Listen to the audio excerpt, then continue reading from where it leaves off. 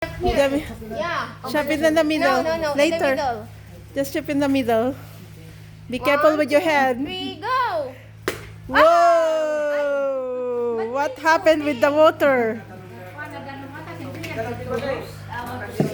See inside? Let's see. Okay. Continue, Uncle. Let's continue. Okay. Come on. That's the jackfruit. Oh. Whoa! Show it. Show it. Yellow. Wow. Yeah? And then you chop the middle again, Uncle. Be careful with your hands. Okay, be careful. 1, 2, 3. go. Very good. Very good with your bolo, huh? Natay mo nang na? Ayan. And then you chop again in the middle. The middle, make sure. Okay. Well done. Be careful, don't touch the things because it's there's the stuff.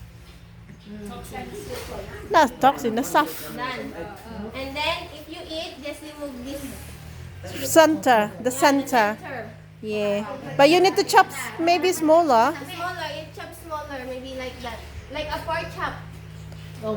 Yeah, yeah. Yeah. Yeah, it's easy. Not that bigger than that. Yeah, yeah.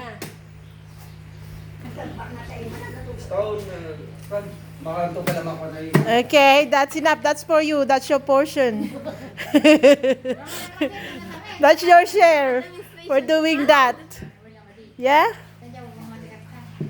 Okay. You want to eat? Well done, darling. Well done. Pero Show may it to them. instruction ka kasi. Show it. Hold it then. Maybe the piece. Hindi. Yeah. Nakakahina. Yeah.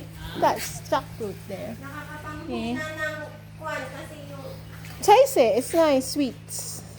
It's right from the tree. Not that one.